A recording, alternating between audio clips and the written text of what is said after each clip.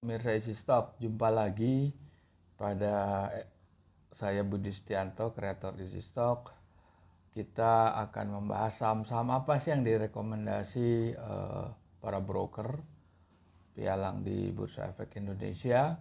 Dan saat ini kita menghadapi kondisi yang sangat-sangat tidak menyenangkan, yaitu saham itu betul-betul indeks bullishnya luar biasa ya, dari 7.355 all time high itu di dalam waktu hanya berapa ya, kurang dari seminggu setelah libur panjang itu turun ke 6.500. Tentunya kita bisa melihat saham-saham apa yang pantas dibeli. Ini kan pasti harganya murah saat ini.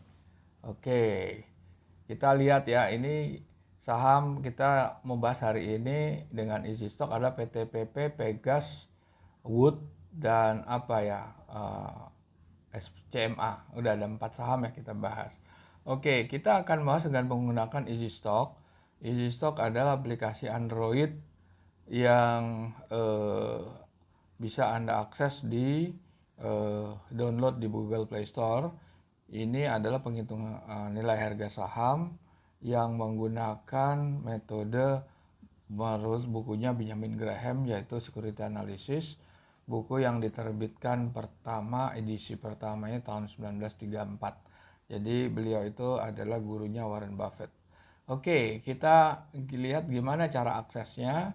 Anda ketik, masuk Google Play, Anda ketik Easy Stock, Anda ketemu logo lingkaran, Anda klik di situ, dan Anda pelajari di sini tutorialnya, dan Anda akan download.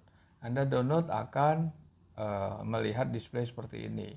Anda bisa aksesnya secara free of charge, hanya bendera Indonesia saja. Oke, di sini ada 788 saham yang listed dan Anda bisa akses secara free of charge. Nanti kita akan tunjukkan caranya. PTPP, kita buka dulu PTPP ya. PTPP ini perusahaan milik pemerintah, Persero. Kita lihat di sini apa arti panel pertama ini. Panel terdepan ini kita lihat ada high, ada low. Apa yang dimaksud high sama low? High ini adalah nilai wajar tertinggi dan nilai wajar terendah, bukan harga. Kalau harga tuh closing price. Closing price hari kemarin tuh 875. Nah, kalau nilai wajar tertingginya aja hanya 190 kurang, berarti dia tidak punya upside sama sekali.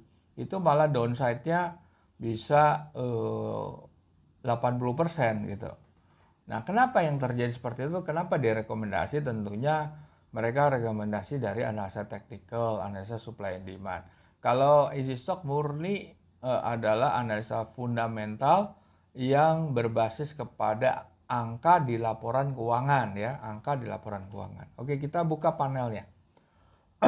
Nah, ini laporan udah yang up to date ya, Q4. Revenue growth-nya juga dipasang 7% kurang. Nah, ini kita lihat net income-nya 360 miliar. Free cash flow-nya malah negatif karena expenditure-nya coba. Sekarang kita lihat aja. Capital expenditure itu kan dikeluarkan tiap tahun ya, itu 135 miliar. Sedangkan net income-nya 360. Artinya di sini ini masih ke cover kan sebetulnya, tapi di balik itu ada biaya-biaya lain yang kita tidak tampilkan di sini. Sedangkan Easy Stock sudah menghitung itu semuanya. Kenapa akhirnya menjadi kayak free cash flow-nya negatif? Ini yang menyebabkan dia tidak bisa mengangkat. Kita lihat sekarang net current asset-nya. Net current asset 30,8 triliun. Sedangkan short term debt-nya itu 30,1 triliun. Jadi net current asset-nya bisa menutup, atau net working capital-nya positif, tetapi tipis selisihnya. Dia tidak bisa menutup 11 triliun yang dari utang jangka panjang. Karena free cash flow yang negatif dan ininya juga deficitnya neraca terjadi, maka akhirnya nilai intrinsic value-nya itu serendah juga, malahan kalau yang terendah itu negatif, artinya negatif. Dia tidak bisa dianalisa atau kalau kita terjemahkan dalam bentuk potensi risiko akan turun sampai ke harga terendah. Oke, kita lihat di financial ratio-nya. Ini kita pilih financial ratio yang paling dominan atau paling mempengaruhi daripada nilai harga atau nilai wajar saham adalah return on equity. Return on equity-nya cuma di bawah 3%. Profit margin-nya cuma 2%. Ini sangat tidak menarik, tapi kenapa direkomendasi? Balik lagi, kita lihat lagi ini kenapa direkomendasi PTPP. Nah, ini tentunya kita lihat chartnya. Kita lihat chartnya, volumenya ya stabil ya, tapi harga turun terus. Nah, kita lihat oke, TPP tadi. Kita lihat order. Ya, minatnya sih banyak ya di 875 ya. Ya, artinya juga ada demand dan supply-nya, volumenya masih lumayan tapi tidak terlalu tinggi ya. Oke, tapi secara valuasi dia sangat rendah sekali. Sekarang kita lihat Pegas. Oke, kita lihat Pegas di stock valuation atau di easy stock. Pegas adalah perusahaan persero juga nih.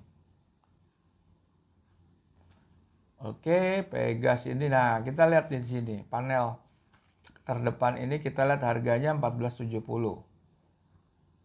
Harga tertingginya itu hampir 5.400, artinya upside-nya bisa 3 kali lipat. Tetapi sisi nilai wajar terendahnya itu cuma 1.300.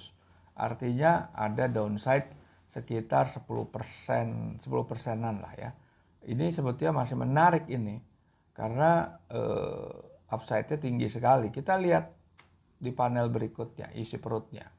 Pegas itu laporan keuangan Q4.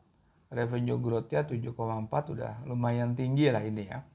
Nah, lantas kita lihat semuanya bagus semuanya ya secara parameternya ya. Kita lihat financial ratio.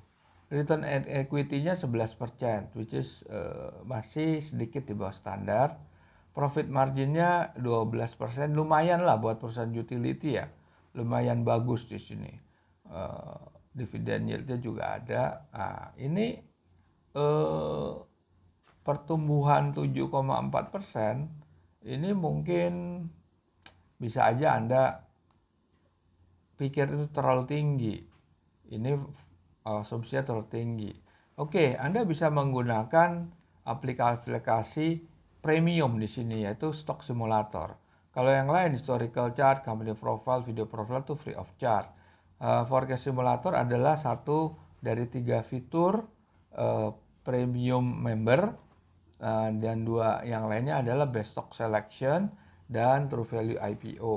Oke, kita lihat forecast simulator. Nah, kalau kita lihat pertumbuhannya cuma katakan di 4%, berapa nilainya? Apa masih segitu? Upside-nya masih 4 ribuan ya. Tadi kan 5 ribuan kalau nggak salah ya, 5 ribuan. Tetapi intrinsic value terendahnya itu turun ke 323. Kalau kita lihat ini 7,42, kita balikin lagi. Oke, berapa intrinsic value kan? 1.200. Tadi kan cuma 300. Upside-nya 5.400. Nah, ini Anda tinggal pilih menurut judgement Anda sendiri parameter apa yang Anda mau rubah. Nah, oke, kalau kita lihat ininya, fitur yang lain itu best stock selection. Oke, best stock selection banyak parameter di sini. Anda pilih under value ya, harga yang secara perbandingan dengan nilai intrinsik harganya lebih rendah. Oke, berarti ada potensi upside. Oke, ini kita pilih revenue growth-nya, kita pilih yang katakan di atas positif ya. return on equity juga kita mau pilih di atas 3. Oke, sekarang itu dulu kita mau lihat volume market yang satu. Juta lembar ya per saham. Kita lihat perusahaan mining. Nah ini perusahaan mining ITMG, upside-nya 2 kali lipat, PTRO 2 kali lipat, PTBA juga antara 60% ke atas, NRAP juga tapi ada downside-nya, Siko juga lumayan sampai 27-60%. Oke, sekarang kita lihat saham apa lagi? Wood. Oke, Wood ini perusahaan furniture kalau nggak salah. Wood. Filter Wood. Kita lihat di sini Wood itu harganya 600 lah katakan. Terendahnya itu 760, tertingginya 11.100. Jadi upside-nya antara 30 sampai 80%. Kita buka, kita lihat financial ratio-nya. Pertumbuhannya kita pasang rendah 2,62, tapi harganya masih bisa nilai wajarnya masih lebih tinggi lah, 755 sampai 1102. Itu perbandingan dengan nilai wajar dan harganya. Oke, kalau sebentar kita lihat dulu Wood di financial ratio. Return on equity-nya ya lumayan lah, hampir 15%, profit margin-nya nggak terlalu tinggi, 10% kurang, sehingga bisa dia lihat di sini bahwa saham ini masih cukup menarik untuk dikoleksi. Oke, kita lihat lagi SCMA, perusahaan TV ya, SCTV. SCMA, kita lihat dulu ininya, price-nya gimana. Chartnya kondisinya masih turun ya SCMA. Coba kita lihat SCMA.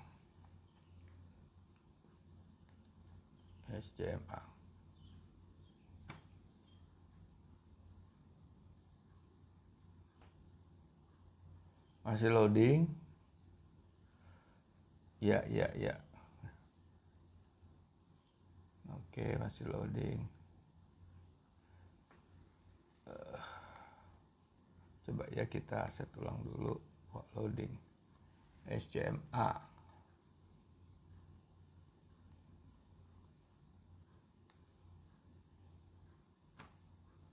Coba SCMA.